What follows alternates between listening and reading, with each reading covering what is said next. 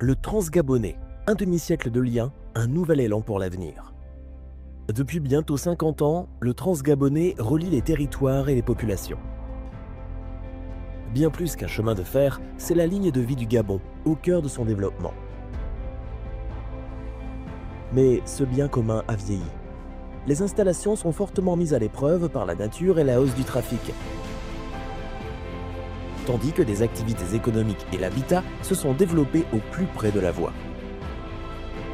C'est pourquoi, depuis 2016, le gouvernement gabonais et la CETRAG ont engagé un vaste plan de rénovation.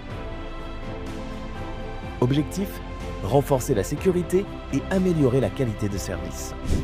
Rénover profondément l'infrastructure pour améliorer la sécurité et la qualité de service à nos clients. La ligne a d'abord été auscultée, mètre après mètre, grâce à des technologies de pointe pour identifier les zones à renforcer.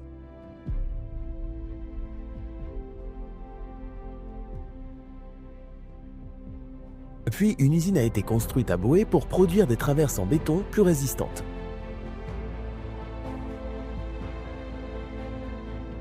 Et un centre de contrôle ultramoderne a été ouvert à Ovendo pour piloter à distance l'ensemble du trafic avec son relais à Boé.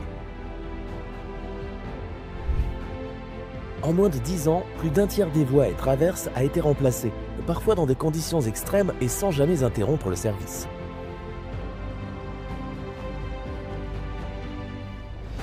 Aujourd'hui, les premiers résultats sont là. La modernisation des gares et la sécurisation des abords des voies avec des passerelles et des passages à niveau est en marche. Ce n'est qu'un début.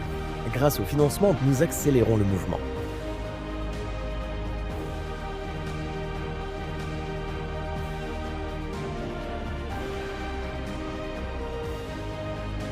Pour y parvenir, CETRAG s'appuie sur le savoir-faire de ses équipes et sur de nouvelles machines pour accélérer les travaux.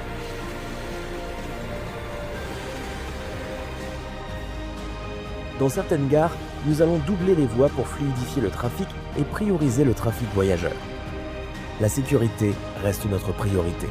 Clôture, passerelles et sensibilisation auprès des populations riveraines sont au cœur de l'action de nos cheminots. Mais c'est ensemble que nous réussirons. Parce que ce chantier ne serait rien sans ceux qui le font vivre, nous construisons des logements modernes pour nos agents et leurs familles. Nous soutenons aussi les communautés le long de la ligne en améliorant l'accès à l'éducation et aux soins de santé. Moderniser, c'est offrir des trajets plus sûrs, plus rapides et plus confortables. Ensemble, continuons de faire vivre ce lien qui nous unit depuis 5 décennies et faisons du Transgabonais un chemin de fer de référence en Afrique.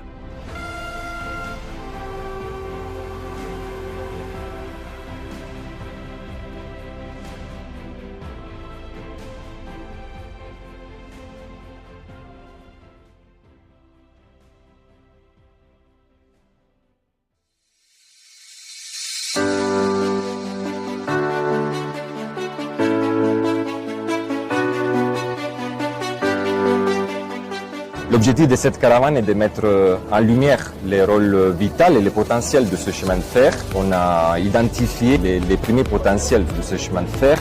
Donc la première étape sera aujourd'hui à la Lopé parce qu'il y a les potentiels liés au tourisme pour la visite de ce parc naturel qui est un des plus importants du pays. Ensuite, demain, on sera à Lastrouville pour mettre en avant les potentiels et les activités qui déjà sont faites de transport de bois. Ensuite, on arrivera à Moanda pour les transports des minéraux. Et on terminera à Franceville samedi avec des activités liées plus au côté social du chemin de fer. Cette caravane met en avant ces nouveaux projets qu'on vient de mentionner, qui représentent les premiers projets financés par l'Union européenne dans le cadre de notre approche Global Gateway.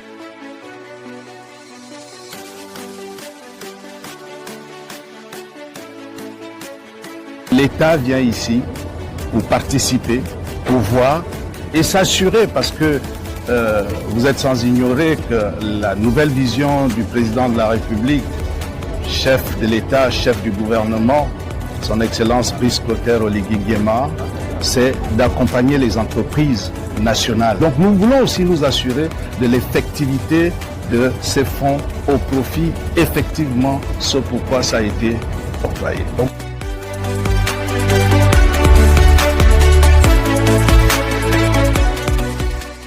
effectivement, dans le rail, l'agence de développement n'arrive pas dans le rail. Nous sommes partenaires depuis 2016 de l'État du Gabon et de la CITRAG pour soutenir quelque part la mise à niveau, la modernisation et la sécurisation du chemin de fer.